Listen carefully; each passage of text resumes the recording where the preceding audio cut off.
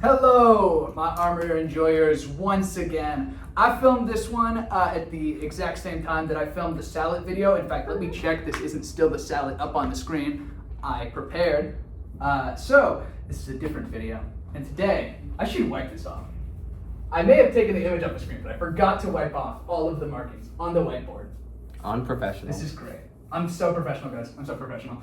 But today's video is about plate gauntlets. And I have our special guest from the salad video here again. Come on. Slay.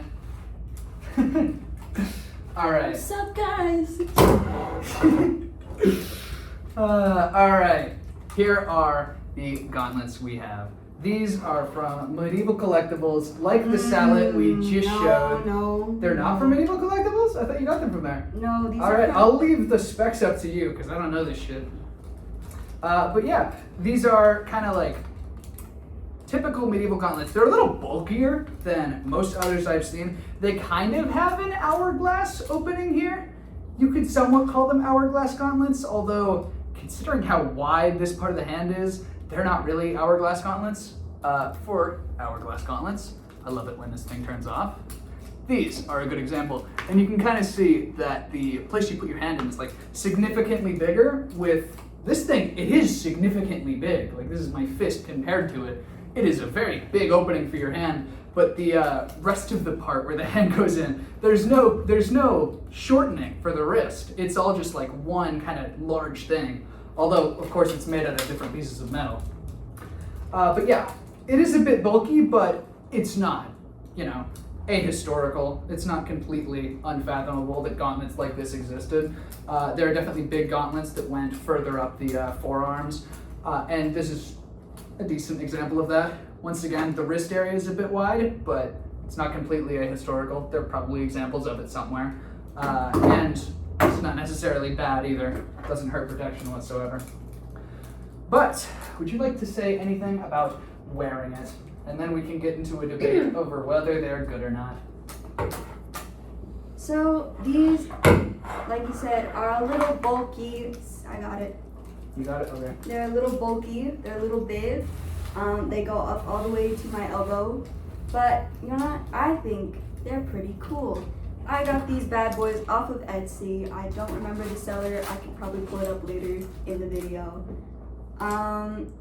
You don't get a lot of dexterity. There are individual plates, but honestly, it just makes it worse. It's really cool. I really like the scallop trim. I think it's hard as fuck. But honestly, can I use these in battle? Can I use these to wield a weapon? Can I use these to pay for my meal with my Apple phone at the Ren Fair? Not really. But you know what? I love them. I think they're super cool too. We definitely agree on that. As for the quality, there have been some breaks already, some separations of the rivet. None of the metal came off yet, but it's not that far from it, which is a little depressing. But two of the fingers have separated from the rivets. You can see that here with this hole and then this one here. The other gauntlet is fine, but granted, we only wore one of them at the Ren Fair, or you only wore one of them, because... And you ditched it. And yeah, we ditched the other one, so because you needed to use the phone. I didn't ditch it. He ditched it. I ditched it. I did wear the other one for a bit, and then I ditched it. For 5 minutes. I wore it for 5 minutes, and then I forgot about it. But yeah, I like them. They definitely provide good protection. This kind of like scale design with the fingers, I think, is interesting. But it doesn't necessarily move that much, if I'm being honest. It does provide a little bit of movement. And the scales are definitely heavily overlapping. And although like some of them appear to be connected at two parts, many of them are just connected at one, which leaves them kind of loose and kind of prone to coming off. None of them have come off on this one yet, but I know countless other gauntlets online where I've seen reviews about the scale fingers coming off. And there are some gauntlets. I believe this one doesn't have like the same kind of scale design. I think it's just kind of like more connected, as you can see. It is definitely separate plates, but it's a little more connected. These gauntlets I like a lot. The traditional hourglass gauntlets, they're very popular in kind of the high medieval era, 14th, 15th century, even late 13th in some degree. And there's another version of these called demi-gauntlets, which are basically just the hourglass. Let me see my finger in the bit. The hourglass part up to here, and then the fingers would not be there.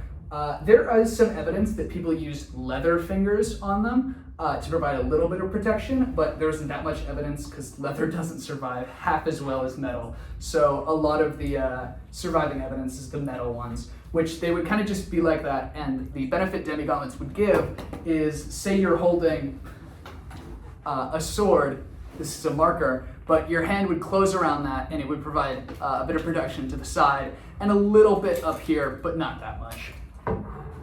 These provide full protection because they're full gauntlets. You giving me this one? Okay. But yes, I think they're very interesting. Gauntlets, we're specifically covering plate gauntlets. I might do a separate video for male mittens or male gauntlets and similar things and other types of arm protection. Like leather gloves existed, of course. Hell, there are leather gloves underneath these. And one thing I will mention last is common misconception, gauntlets almost never have metal on the inside. That would prove no purpose because you're almost always gripping something in battle. And even not, like, why would you high-five the sword? You'd have to like actively high-five the sword to hit the inside of the gauntlet. So there isn't a lot of protection on the inside of the gauntlets. There isn't really a lot of depictions in movies where there is metal on the inside of the gauntlets, except for like male mittens, which I don't know if there's still good examples on that. I haven't researched male mittens yet, but definitely no examples of plate, because how would you move your hand? But yeah, these are pretty typical plate gauntlets, other than being a little wide at the wrist and maybe not being the absolute highest quality in the world, but I still think they're really cool. But I still think they're beautiful, and I definitely love them. And I'm glad I got to talk. I was shit-talking them, and I shit-talked them a little bit, but I shit-talked them lovingly. And I'm glad I got to talk about it with you guys today. Editor. By the way, oh my god. How much were they? Oh my god, what the fuck?